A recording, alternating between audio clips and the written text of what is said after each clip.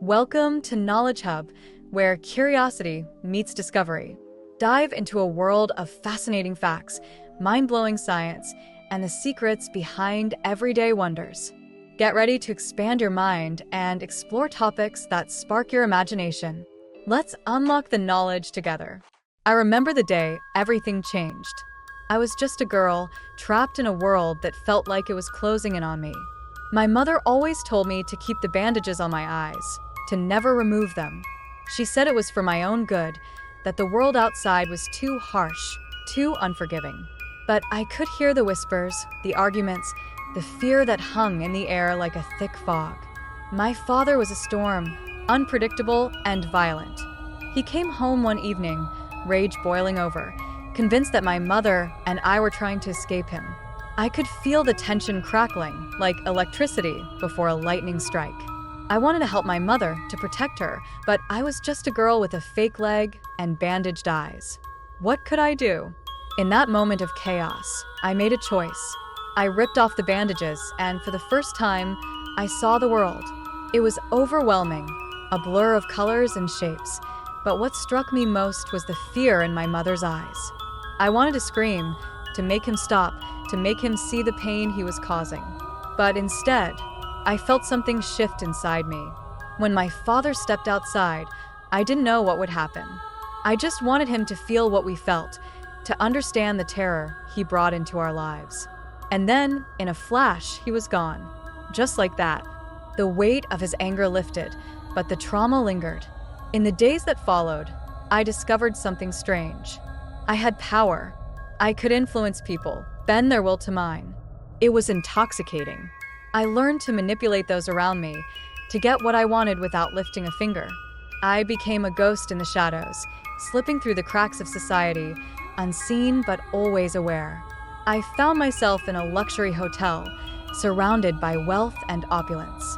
The staff, oblivious to my presence, became my puppets.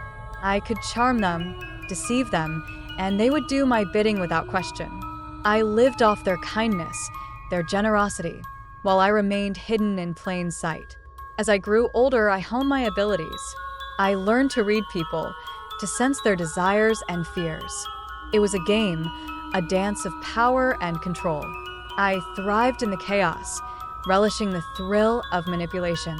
But deep down, I knew I was still that scared girl, hiding behind bandages, trying to navigate a world that had once felt so hostile. Now, I stand at the crossroads of my existence.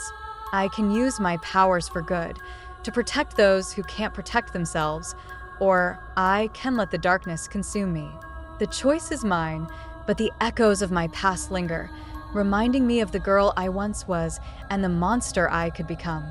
I never thought my life would take such a wild turn. I was just a regular guy working at a recycling point, surrounded by my two best friends, living a simple life. But then, everything changed. I had this terrible accident. I remember waking up in the hospital, feeling like I'd been hit by a truck. But somehow, I bounced back quickly. I thought I was lucky, but then I found out I lost my job. With no job and no direction, I took a chance and found work at a local store. It was a fresh start, but it came with its own set of challenges. The place was plagued by thefts, and the tension was palpable. That's where I met Yang, the shop owner's daughter. She was smart, determined, and had this spark that made the chaos around us feel a little less daunting. We bonded over our shared frustrations, and for a moment, it felt like I was finally finding my footing again. But then, everything spiraled out of control. One day, Choi showed up. I had heard whispers about him, someone with powers that could bend people to his will. I didn't believe it until I saw it for myself. He walked into the store, and suddenly it was like a switch flipped. The shop owner, my co-workers, even Yang, they were all under his control. I felt paralyzed, trapped in my own body, watching as Choi forced the shop owner to steal money right in front of me. It was terrifying. I wanted to scream, to fight back, but I couldn't move. But then, something inside me snapped. I found a way to regain control, and I confronted Choi. I don't know where the strength came from, but I stood up to him. He was surprised, maybe even a little scared. But before I could do anything more, he unleashed chaos and vanished in a thin air. leaving destruction in his wake. I thought that was the end of it, but it was just the beginning. Later, in the hospital, I learned the devastating news. The shop owner had died because of Choi's actions. It hit me hard. I felt responsible.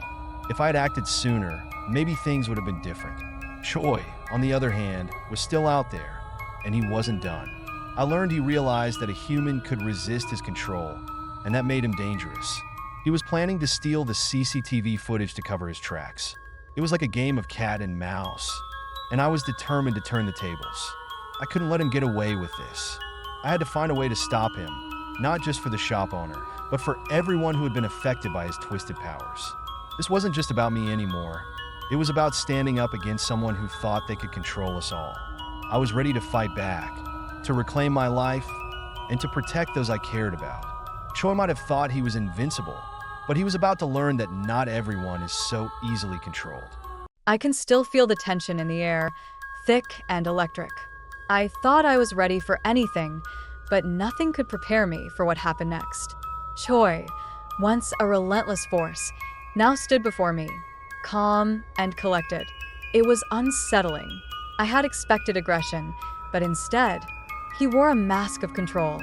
It was as if he had transformed overnight, and I was left questioning everything I thought I knew about him. But then, there was a flicker of movement behind him. I caught a glimpse of Incuba, lurking in the shadows, plotting his escape.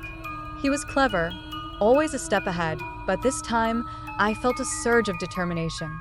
I had to confront him. I had to face the truth of our conflict. The weight of our past loomed over us, and I could see it reflected in Choi's eyes. This wasn't just a fight. It was a reckoning. Suddenly, the atmosphere shifted. I heard the roar of an engine, and there it was, Incuba's car screeching to a halt. My heart raced as he stepped out, but before he could even process the situation, chaos erupted. A swarm of people, controlled by Choi, surged forward, their faces twisted with aggression. It was a trap, a calculated move to catch Incuba off guard. Choi had orchestrated this moment, and I realized he had been waiting for it.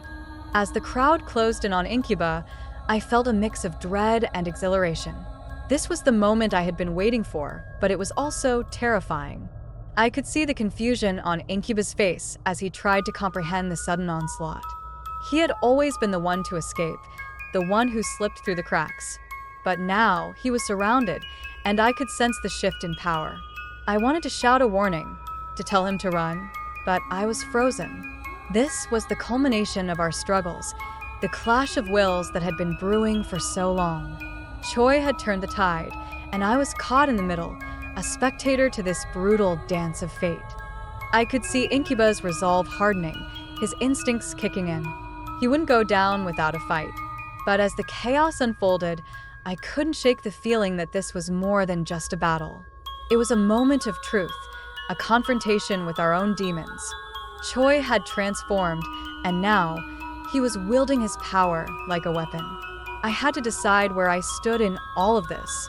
Would I join the fray, or would I step back and let the storm pass? In that instant, I realized the gravity of our confrontation. It wasn't just about survival, it was about understanding the choices we made and the paths we took. As the crowd surged forward, I knew I had to make my move. The question was, would I be a part of the chaos, or would I find a way to break free from it? The answer lay in the heart of the storm, and I was ready to face whatever came next. I never thought I'd find myself in a situation like this. Just a few hours ago, I was minding my own business, and then out of nowhere, Incuba shows up. You know, the guy with the electric gun? Yeah, that one. He zaps Choi right in the middle of his little mind control act. I mean, who knew Choi had it coming? Choi was always the one pulling the strings, making people do his bidding. It was like he had this superpower that turned ordinary folks into his puppets. But Incuba, he had a plan. While Choi was busy recovering from that electric shock, Incuba took advantage of the chaos. He slipped a cloth over Choi's face. Just like that, Choi was out of commission. I watched as Incuba dragged him off to the police station, and I couldn't help but feel a mix of relief and curiosity. Finally, someone was going to put an end to Choi's reign of manipulation. But then, things took a turn. The police didn't believe a word of it. They looked at Incuba like he was the crazy one.